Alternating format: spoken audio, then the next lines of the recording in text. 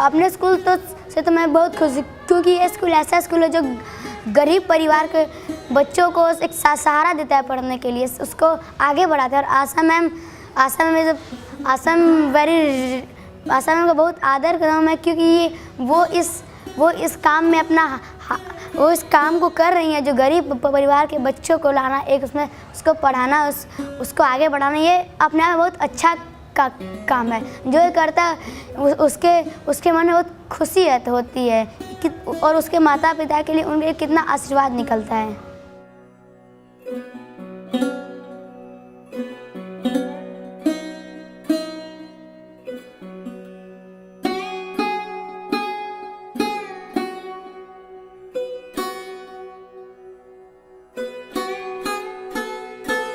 School नहीं आते तो फिर इस सब के बारे में जानते ही क्या कि क्या पढ़ाई होती है, क्या स्कूल में कैसे रहते हैं, कैसे क्या करते हैं। स्कूल ही तो सब कुछ है हम लोगों के लिए। और स्कूल में हमें बहुत सी चीज़ सीखने के लिए मिलती है। जो चीज़ें हमें घर पे नहीं मिलती वो हमें स्कूल में मिलती है। और स्कूल में हम एंटरटेनमेंट भी करते हैं, पढ़ते भी हैं। और स्कूल तो सब कुछ है, एक तरह से दुनिया ही स्कूल ही तो है। और क्या, स्कूल नहीं आते तो शायद क्या होता, कुछ ज़िंदगी में रहता ही नहीं, सब जानते ही नहीं कुछ।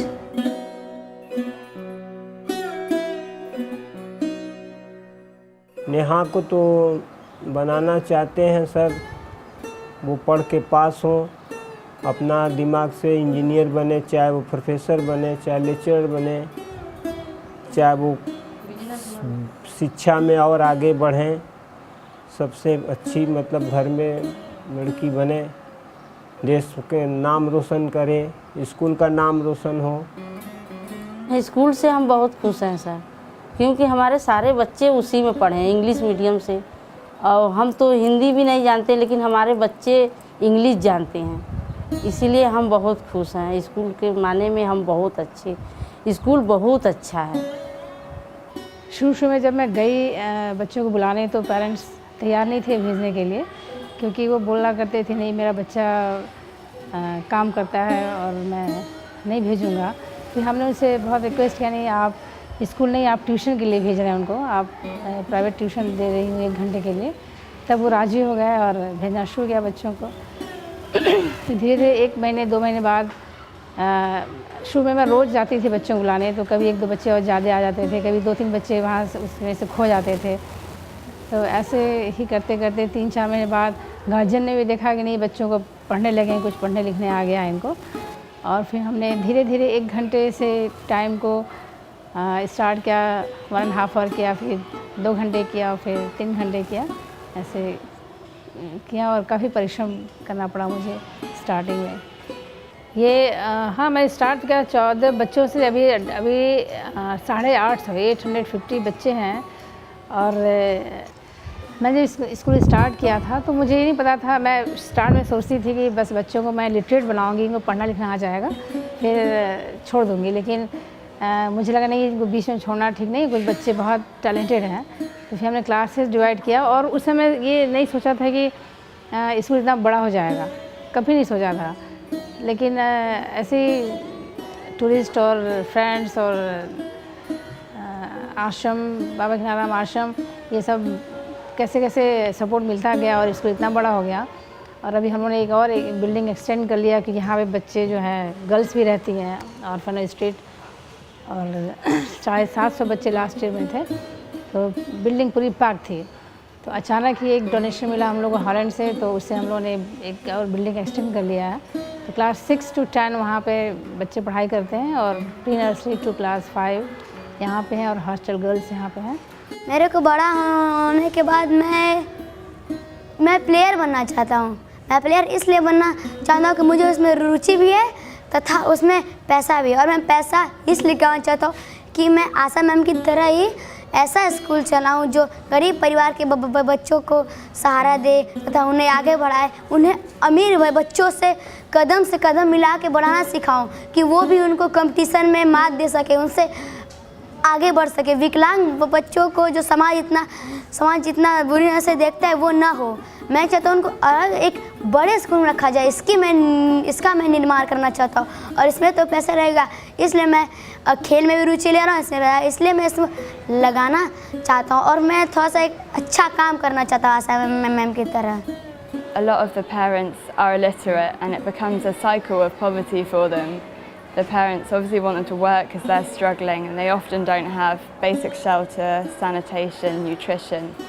And with that, I think they need an education to get them out of it, but it's hard as well because they have to support their parents, and the problems facing these children are huge, and the school is so important because it teaches them not only education, English, maths, science and so on, but skills as well. They do embroidery, painting, dancing, and they're just so happy. It's so nice to see these kids happy. They're excited to come to school.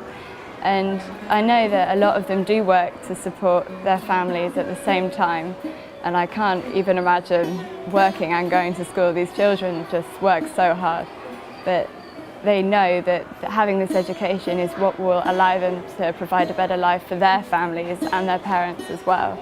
So I can't stress how important it is, and they are so happy to be here. Not one of them has a bad word to say about the school. यहाँ पर जिस बच्चे का admission हो गया, शायद एक वरदान के रूप में उसको गिफ्ट मिल गया, उसकी ज़िंदगी बदल गई।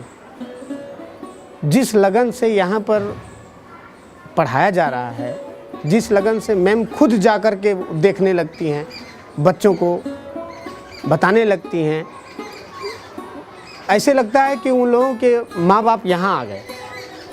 यहाँ पर आने के बाद उनको ऐसा माहौल, ऐसा वातावरण मिल जाता है, ऐसा माहौल मिल जाता है कि उनकी शिक्षा नियमित ढंग से चलने लगती है। उनके जीवन में बदलाव ऐसा आ जाता है कि वो एकदम शिक्षा की तरफ भागने लगते हैं।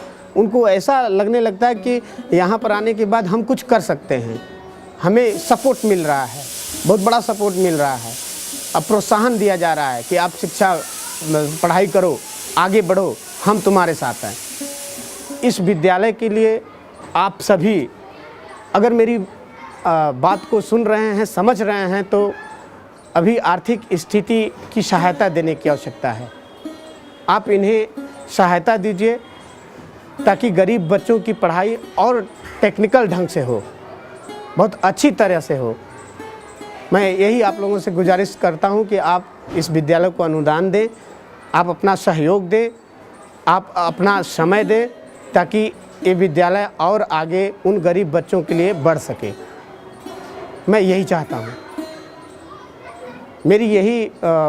मेरी भगवान से यही शुभ प्रार्थना है कि इस विद्यालय के लिए प्रभु आप अपनी आशीष प्रदान कीजिए, आप अपनी महिमा दीजिए ताकि ये विद्यालय उन गरीबों के लिए और फलीभूत हो।